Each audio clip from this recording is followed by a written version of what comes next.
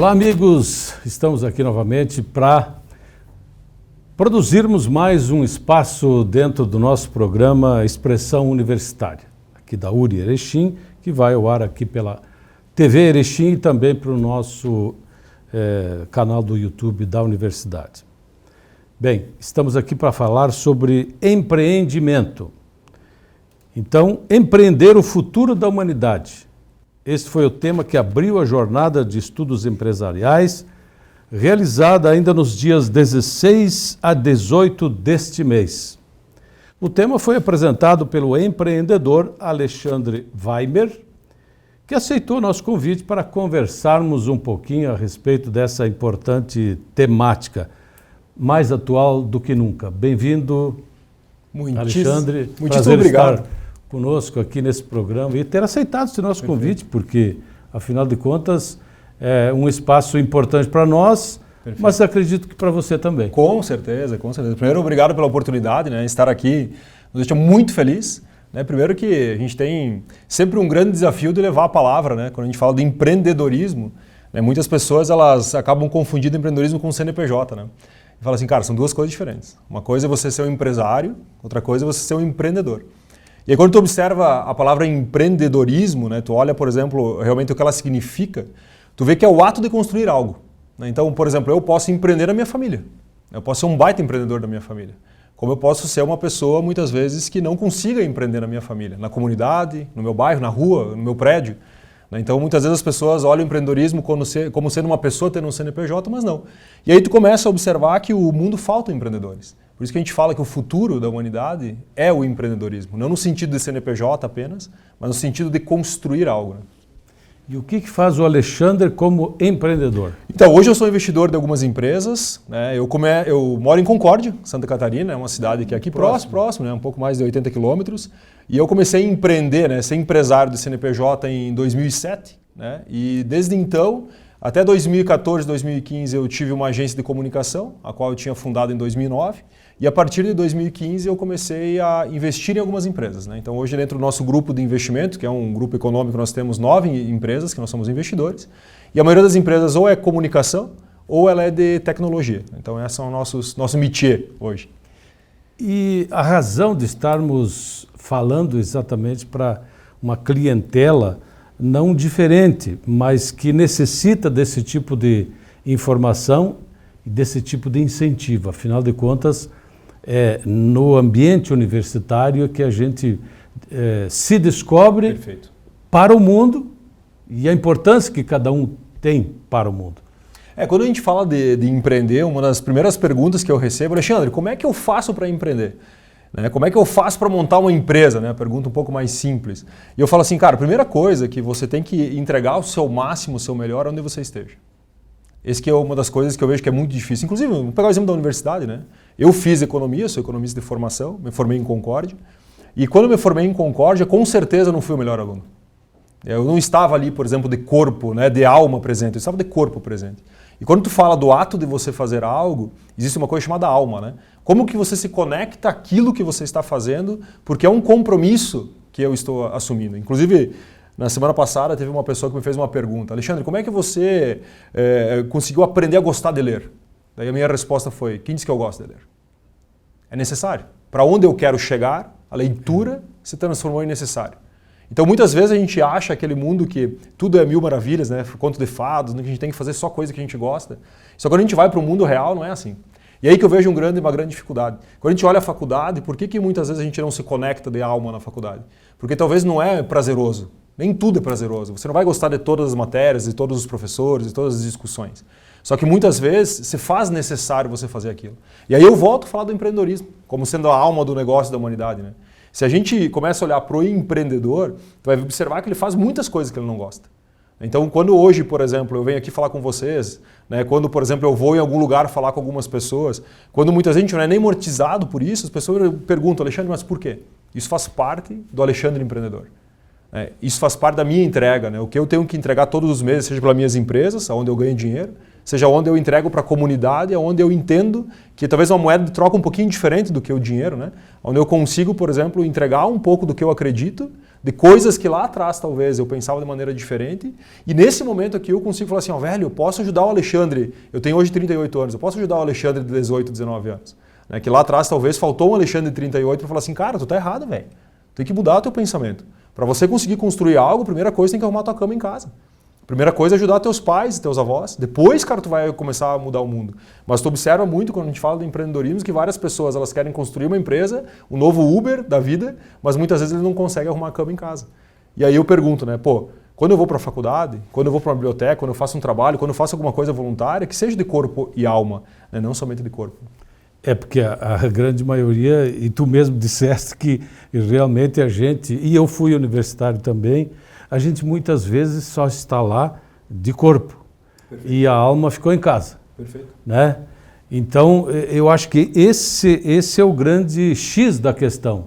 Afinal de contas, quando é que eu tenho que pegar esse meu corpo e juntar com a minha alma e dar sequência ao caminho, né? Verdade. E tu sabe que não existe um momento certo, né? Porque claro que não. Uma das coisas que eu observo assim muito de vários jovens, e inclusive eu estava olhando, por exemplo, no meu Instagram, sempre que eu abro uma caixinha de perguntas no Instagram, recebo lá 50, 100 perguntas, né? E muitas perguntas é essa, tipo, é a fórmula mágica, né? Tipo assim, pô, qual o botão que eu aperto para ter sucesso? E tu observa assim que na verdade a nossa vida, o ato de nós estarmos aqui já é sucesso, né? Se for olhar assim, desde lá quando nós somos escolhidos, né? O ato de estar aqui já é sucesso.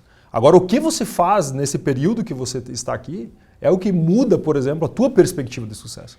Só que muitas vezes a gente fica procurando tanto a fórmula mágica, a gente olha muito, eu falo muito da grama do vizinho, né? Tipo, ela sempre vai ser mais verde. Sempre vai ser mais verde. Por quê? Porque tu olha o quê? Tu olha o que está na frente do palco. Você não olha os bastidores. Você não olha o que o cara sofreu para chegar ali e entregar aquilo, né? Então é muito mais fácil tu ver um cara passando com um carro, digamos, lá de $500.000, R$1 milhão na rua e falar assim, cara, eu quero ser que nem ele. Mas, cara, será que tu quer acordar o horário que esse cara acorda? Será que tu quer fazer tudo que esse cara fez até hoje? Né? E será que isso é sucesso? Pergunta, será que isso vai ser o sucesso para ti? Quantas pessoas, por exemplo, que talvez ele tenha muito dinheiro e talvez ele não tenha o sucesso que você imagina que seja sucesso, sei lá, uma felicidade ou uma conexão plena com a vida ou algo nesse sentido? Né? E o que o Alexandre, desculpe, acho que vou te explorar um pouquinho, vou sabatiná-lo um pouquinho, mas afinal de contas, o que o Alexandre fez de certo e de errado e que a gente não precisa seguir o errado, mas só o certo? Cara, eu sempre comento assim com as pessoas que eu acho que o errado ele faz parte da construção do certo, né? Felicidade e infelicidade, né? É meio utópico a gente achar que a gente vai ser feliz 100% do tempo. Então a infelicidade, ela surge, ela existe para você dar valor à felicidade. Então se tudo na vida que você for fazer, ele for certo, você nunca vai saber se aquilo realmente é certo. Então eu sempre gosto desse contraponto, que eu acredito que um dia talvez eu tive problema financeiro nas minhas empresas, eu em 2011 para 2013 foram os piores anos da minha vida, assim, no sentido financeiro, quebrei, tive dificuldade financeira. Não foi a pandemia. Não foi a pandemia, não tinha. Nem se falava isso. Não, nem se falava, não era esse problema. Tanto que na pandemia, por exemplo, não vou dizer que eu não fiquei com medo, eu fiquei com muito medo. Tipo, eu tenho negócios em áreas totalmente antagônicas, muitas vezes, algumas elas foram exponencializadas, outras foram prejudicadas. E naquele momento, quando começou lá em março de 2020, a incerteza te traz angústia, te traz infelicidade. Só que o ato de eu ter quebrado lá atrás, ter passado dificuldade, me fez ficar muito forte para a pandemia. E a primeira coisa que eu cheguei para todos os meus sócios na época, eu falei assim, ó, cara, e toda vez que nós temos grandes crises, existem grandes oportunidades. Só que muitas pessoas desacreditam e outras pessoas acreditam que existem as oportunidades. Nós vamos ser as empresas que acreditam. Apesar dos erros que muitas vezes... não dá para culpar só governo, A, B ou C, ou é banco, é isso, que aquilo, mas a gente sempre tem que acreditar que há uma solução. Perfeito. E existe uma coisa chamada regra do jogo, né? Hoje eu sou conselheiro de algumas empresas e quando eu participo de uma reunião de conselho, muitas vezes a gente fala assim, mas porque o imposto é muito alto, porque o juro do banco está muito alto. E eu sempre comento assim, cara, existe uma coisa chamada regra do jogo. Neste momento, nós temos uma regra do jogo chamada Selic a 12,75. Nós temos uma regra do jogo, por exemplo, que é você olhar para uma tributação que ela vai te impor essa regra do jogo. Tu tem que jogar esse jogo. Só que se eu olhar a regra e reclamar da regra, não vai mudar o final do resultado. Eu acho que muitas pessoas hoje, elas gastam muita energia reclamando da regra do jogo e não jogando o jogo. Então, assim, é óbvio que o que eu tenho que fazer para mudar, por exemplo, uma carga tributária? Eu tenho que ir pelas frentes que eu consigo mudar a carga tributária, seja lá para uma representatividade de uma associação, seja através de algum plano que você vai fazer para apresentar à prefeitura para reduzir ISS, seja como for. Mas, cara, você sentar numa mesa junto com outro empresário, junto com outras pessoas, junto com o teu time de colaboradores e reclamar sobre a regra do jogo, não vai mudar o jogo. Tu entendeu? Mas nesta hora aparecem também as soluções. Perfeito, perfeito. Eu gosto muito de uma fórmula assim que os problemas sempre vão existir, é óbvio, né? Então a gente tem que olhar... se não fossem os problemas, o que seria do nosso mundo? Né? Então assim, se nós olharmos esse momento que nós estamos aqui hoje, né, o conhecimento compartilhado, se nós olharmos há 20 anos atrás, o conhecimento compartilhado era muito menor que é hoje. Então, o que nós estamos fazendo aqui foi uma possibilidade que a tecnologia nos oportunizou. De estar aqui juntos hoje, por exemplo, fazendo esse momento. Então assim, isso só surgiu porque alguém se incomodou um dia. Falou assim, cara, mas não pode, velho, nós guardar o conhecimento aqui, acolá, e nós não conseguimos exponencializar isso.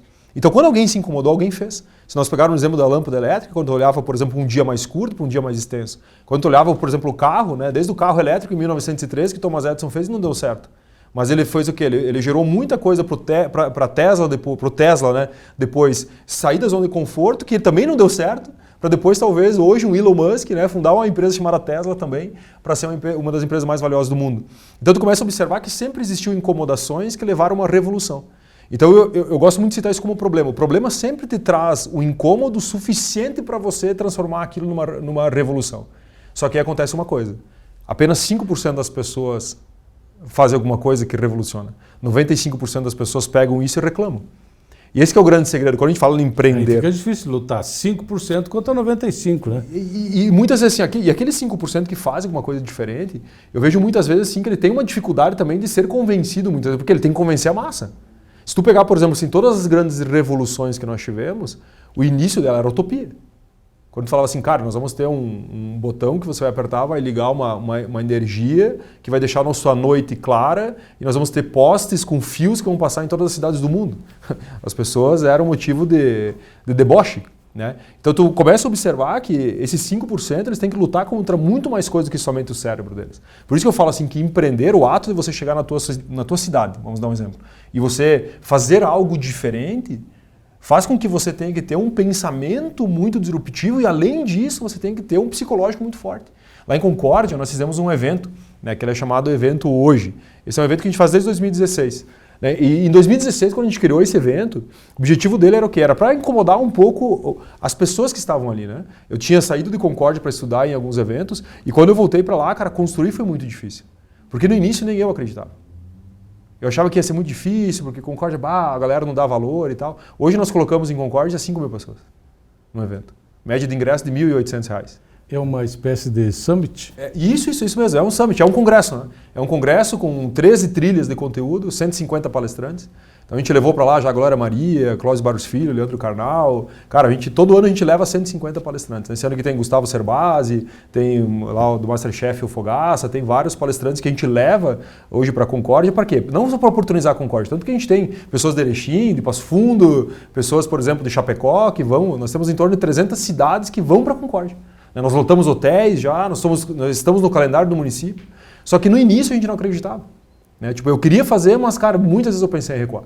Hoje é difícil também, porque a gente se posicionou no radar nacional, estando numa cidade de 84 mil habitantes, com dificuldade de logística, dificuldade de chegar, de hospedagem, por exemplo. E mesmo assim, tu bate no peito e estava falando, por exemplo, hoje com os colegas de trabalho meu, eu falei assim, cara, o quão difícil é você conseguir falar para o teu cérebro que você precisa fazer coisas diferentes do habitual.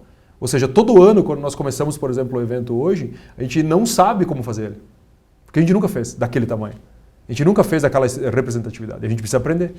E para isso, né, muitas vezes tu pode até desacreditar, mas tu tem que saber que tu tem que, de alguma forma, enganar o teu cérebro para fazer com que ele acredite naquilo, porque senão tu não vai conseguir entregar. Né? Talvez tu esteja trazendo e trouxe uma sementinha para que a gente também construa algo ou vire parceiro, então, do hoje.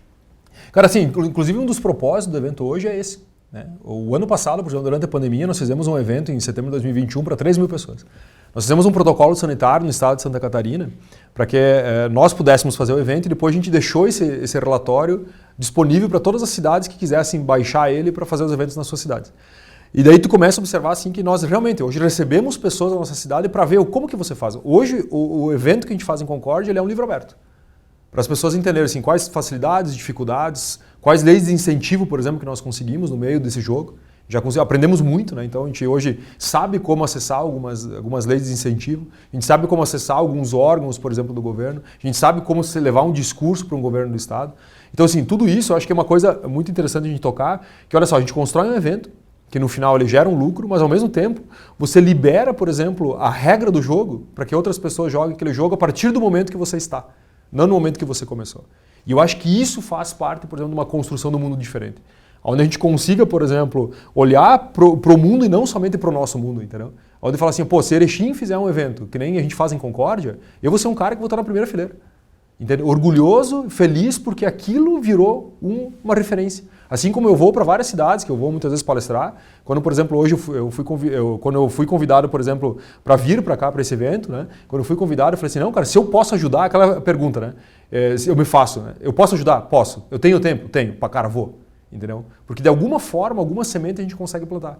E aí eu volto a falar de novo do empreendedorismo para mudar a humanidade. Se todas as pessoas que tivessem condições de pensar dessa forma ou fizessem, nós teríamos um mundo diferente. Mas a grande semente lançada dentro de uma universidade, eu acho que é extremamente importante. Mas demais. Porque aí estão as mentes que querem fazer... As mentes inquietas. As mentes inquietas. Às vezes até demais, mas... Mente muito quieta, às vezes não produz tanto, né? Não, eu acho que a inércia é um perigo da humanidade. Eu sempre falo assim, a inércia eu acho que é o maior perigo. Não é a mente inquieta, muitas vezes. O que nós temos que fazer é pegar essa mente inquieta e tentar dar direção para ela. E aí compete a nós. Compete ao Alexandre, que talvez passou em algum momento por dificuldade. Não sou um cara pleno, né? Sou um eterno aprendiz, mas se em algum momento a gente passou por dificuldade, a gente tem que pegar aquilo, encapsular e mostrar assim, cara, não faz sentido você passar por isso. Tanto que hoje, por exemplo, quando eu vejo uma startup, né? Hoje eu cobro a minha mentoria, eu cobro a minha hora. Quando alguém quiser lá, por exemplo, ver uma empresa lá, Alexandre, quanto tu cobra para participar da reunião de conselho? Eu cobro tanto. Mas quando vem uma startup que eu sei que ele tem energia, tem o vigor, tem a vontade de fazer acontecer, eu sei que eu posso mudar talvez um pouquinho a visão deles para que eles não façam algumas coisas que eu fiz de errado, eu vou sentar com eles, eu vou conversar, não vou cobrar nada. E que tipo de empreendimento em qualquer setor, em qualquer ramo, você pode intervir, ajudar, contribuir? Hoje, qual que é a minha especialidade? Né? Dentro do... Por que eu quebrei? Né? Primeiro que eu não era um especialista em financeiro. Né? Não sou um especialista em gestão. E quando eu admiti isso, teve uma coisa que eu falo para as pessoas. O que tu mais aprendeu desde 2007, quando você começou a empreender? Uma coisa chamada humildade. Porque lá atrás, por exemplo, eu achava que eu sabia tudo, mas no final eu vi que eu não sabia quase nada. E aí vem a questão da especialidade. Alexandre, o que você é especialista? Hoje, por exemplo, eu não sou especialista em gestão, não sou especialista em pessoas, não sou especialista em finanças. Entendeu? O que eu sou especialista? Em marketing e vendas. Essa é a minha especialidade. Hoje, se tu me entregar na minha mão marketing e vendas para eu vou conversar num nível máximo possível perto de uma pessoa que tenha sabedoria plena. Eu não sou pleno, mas eu estou buscando isso, né? Mas quando tu fala assim, Alexandre, eu quero conversar sobre pessoas, cara, eu não sou o cara ideal. Eu posso até falar, dar a minha opinião, sou entusiasta, mas não sou especialista. E aí vem a questão assim, de como que tu consegue olhar, né, para o teu negócio e você entender que você precisa trazer pessoas que são melhores do que você. Acho que esse é um grande desafio também. Por isso que é importante estar preparado e parece que nesse mundo a gente está cada um no seu quadrado, como diz o ditado. Ou seja, mas a gente precisa estar preparado, fazer algo diferente. E nem sempre aquilo que tu deseja, que é o teu sonho, tu consegue concretizar. Mas na construção desse caminho, dessa sua atividade, você vai se descobrir. Mas para isso tu precisa de auxílio. Perfeito. Ter a dita humildade que tu acabou de falar, em reconhecer os teus valores e os teus defeitos, as tuas dificuldades, as tuas barreiras. Perfeito. E uma coisa que eu falo muito assim para o jovem, principalmente empreendedor, eu falo assim, cara, cuide com o conhecimento tácito. Conhecimento da vida, né? O conhecimento tácito, a gente não tem. A gente está aprendendo. Eu hoje tenho 38 anos, eu tenho muitas coisas, cara, que muitas vezes o que eu faço? Eu chego na frente de uma pessoa que independente se ele... o cara não tem conhecimento de tecnologia e tudo mais. Cara, mas ele tem um conhecimento da vida que eu não tenho. E eu preciso ouvi-lo, entendeu? Não necessariamente que ele está 100% certo, Mas eu posso pegar aquele conhecimento e entender como que eu adequo, por exemplo, a minha realidade. E foi uma coisa que eu comecei a fazer. E eu fiz muito isso em evento de empreendedorismo fora de Concórdia, por exemplo. Eu ia para outras cidades, São Paulo, fui para Nova York 3 vezes para estudar, fui para São Paulo várias vezes e toda vez que eu chegava lá eu era aqui, ó. Cara, eu quietinho, velho. Cara, eu tô indo lá, velho. E se eu ouvir, vou aprender, cara. Eu não tô indo lá para ensinar. Eu não estou indo lá. Mesmo hoje, por exemplo, eu estou aqui nesse momento conversando contigo e nós talvez de alguma forma ajudando alguém, mas muitas vezes quando eu vou em eventos como ouvinte, eu vou como ouvinte. Naquele momento eu estou aprendendo alguma coisa. E aí eu observo uma coisa, meu pai hoje tem 80 anos e eu aprendo muito com ele. Mesmo talvez as histórias, às vezes sendo redundantes, repetidas, eu aprendo muito com ele. Porque lá atrás, por exemplo, mesmo sem tecnologia, mesmo ele fez muita coisa, mesmo tendo só a 4ª série, né? O meu pai tem 4ª série. Mas ao mesmo tempo eu aprendo, eu consigo observar, né? Daí vem uma coisa muito importante. Depois de tu ouvir, tu começa a ter uma outra percepção da observação. Porque mesmo sem a pessoa falar nada, ela fala muita coisa. E quando você começa a observar, o teu cérebro começa a criar conexões diferentes do que você somente ouvir ou do que você somente falar. Então, hoje eu sou muito observador. Desde uma viagem, quando eu estou num restaurante, quando eu estou num posto de combustível, a galera que viaja comigo sabe, eu chego num posto de combustível, eu saio do carro falar com o frentista, né? Porque naquele momento sempre alguém vai me ensinar alguma coisa. Por quê? Porque não existe uma resposta pronta. E esse que é o grande segredo. As pessoas elas querem resposta pronta. Por exemplo, assim, como eu vendo mais? Cara, a resposta é 1 milhão. Se eu soubesse exatamente como tu vende mais, sem te ouvir, sem entender o teu negócio, cara, eu estaria milionário. Mas a resposta que a gente tem que ter, ela nem sempre está escrita em algum lugar. Nós temos que fazer o quê? Entender e transformar aquilo na tua tese, né? Porque cada um tem as suas particularidades. Alexandre, aqui em Erechim, acredito que em Concórdia, em qualquer outro lugar também tenha, mas nós temos uma característica bastante importante em termos empresariais, que são as empresas familiares, que é o desejo, é o sonho de muitas famílias de deixarem o filho e, por sua vez, depois vem o neto e por aí afora. Tem alguma característica especial? Acredito que seja seguir justamente os teus ditames aqui que acabaste de falar. Mas tem algum segredinho especial que se possa seguir? Eu acredito assim, tem várias empresas que eu passo hoje em reunião de conselho e o que eu observo? Quais são os que mais têm sucesso quando a gente fala de gerações, né? São aquelas que existe a humildade no meio de tudo. A humildade da pessoa, por exemplo, que estava no poder, ela entender que existe algo a vir, né, que talvez, vamos dar exemplo, uma coisa mais moderna, talvez uma coisa mais digital, e ao mesma coisa, essa pessoa que está por vir, ela olhar para trás e entender que só está aqui porque existiu um legado. Eu acho que quando tem essa sinergia, e porque geralmente é muito difícil, a sinergia entre gerações hoje é uma coisa das mais difíceis que existe, porque todo mundo tem suas verdades. As suas ilhas de verdade eu chamo, né? Tipo, o cara tá ali, não, mas é porque, o cara não conhece nada, não sabe como é que funciona e tal. Mas, cara, mas por quê? Por que a gente não perde? Por que ele não está entendendo? Será que é porque ele não tem conhecimento? Será que nós não estamos conseguindo explicar? Então, tu começa a observar que as empresas que têm mais sucesso é aquela onde existe um respeito mútuo e é onde cada um, por exemplo, tem sua melhor versão da sua verdade, mas as verdades confrontadas vão gerar um produto muito melhor, né? Que são a soma. Daí, cara, não tem. Hoje eu conheço empresas que têm 3 gerações. Tu tem o vô, o pai e o filho na mesma empresa e voando baixo, cara. Porque todo mundo está no seu quadrado, mas existe uma convergência dos quadrados.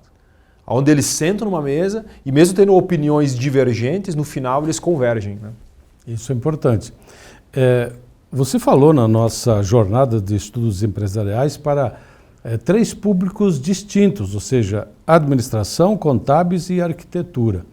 Acredito que a administração e contábeis, que são dos 2 cursos mais antigos da nossa universidade, bem antes dos nossos 30 anos que estamos completando nesse momento, nesse período, são áreas cruciais, digamos assim, dentro, sempre se pensou assim. Mas as soluções podem vir desses 3 setores ou, às vezes, de outras áreas. Não, com certeza. Eu acredito assim que a gente solucionar um problema não quer dizer que você precisa estar em determinado lugar, né? Então, a gente conhece hoje, por exemplo, médicos que montaram aplicativos de 100% de tecnologia que o cara não precisava lá, por exemplo, ter nem nada técnico, por exemplo, da área para ele conseguir fazer aquela tecnologia. Mas talvez naquele momento que ele vivenciou aquilo, ele conseguiu olhar como que ele ia ver aquele problema de uma maneira diferente. Uma visão do médico, talvez, né? Então eu observo hoje lá no mercado engenheiros trabalhando com vendas. e sendo vendedores espetaculares, porque conseguem ter a lógica. Então, assim, eu acho que é muito leviano a nossa parte dizer que você vai fazer administração e você vai ser um administrador, você vai fazer contábil e vai ser um contador. Eu acho que a faculdade, assim como as pessoas falam, Alexandre, faz sentido fazer faculdade? É uma pergunta que eu recebo com frequência. Fala assim, cara, sabe o que significa base? Tipo, tu vai fazer um prédio, tu tem que ter a base sólida, firme. Cara, é isso que a faculdade vai te dar. Só que você não pode parar aí. Se você sair da faculdade e achar que a partir de agora eu tenho a chave do universo, cara, você vai achar que a faculdade não fez sentido. Mas não é que a faculdade fez sentido, é que você parou. Então a faculdade é o alicerce, é a base. Talvez hoje, se eu fosse para a faculdade fazer economia como eu fiz lá atrás, eu aproveitaria diferente, muito diferente. Para deixar minha base muito mais sólida. Porque depois, quando eu fui para a vida, eu vi que a minha base não estava tão sólida. Não por causa da faculdade. Porque eu não aproveitei a faculdade como eu deveria ter aproveitado. Então eu fazia a faculdade para passar de ano. Né? Eu tinha que passar por causa da minha mãe. Né? Minha mãe não podia pegar exame, não podia pegar recuperação, tinha que passar desde quando eu estava no prézinho. Né? Então assim, mas eu cheguei lá, por exemplo, na faculdade, tirando o mínimo possível para passar. E hoje eu entendo assim, pá, cara, se eu tivesse feito, talvez eu teria encurtado uns 10 anos da minha vida de empreendedor. Eu teria hoje estado talvez muito mais à frente. Coisas que hoje, tanto que eu falo pro meu time, eu estudo todo dia 4 horas. Todo dia eu estudo 4 horas. Né? Hoje eu estudo mais hoje do que eu estudava durante um mês inteiro na faculdade. Por dia. Porque eu quero. Entendeu? Mesmo eu não gostando muitas vezes de pegar ali, ler, eu preciso fazer aquilo para onde eu quero chegar. E eu faço com muito mais vigor, né? Porque eu gosto. Né? Bom, teríamos muito mais assuntos para tratar com o Alexandre, mas de repente a gente terá outra oportunidade em breve para voltarmos à nossa conversa. Eu quero agradecer a sua participação, não apenas na jornada, mas deixando um pouquinho do seu tempo para nos dar essa entrevista aqui que realmente fica gravada, vai ao ar aqui pela TV, fica no nosso canal do YouTube da Universidade. Então acredito que todos os que nos estão assistindo neste momento e posteriormente certamente terão bons ensinamentos, excelentes alternativas aí para serem empreendedores. Perfeito. Então quero aqui agradecer de coração a sua presença no nosso espaço no dia de hoje. Muitíssimo obrigado e sempre à disposição. Ok, a você aí em casa que semanalmente nos prestigia, o nosso abraço e até a semana que vem.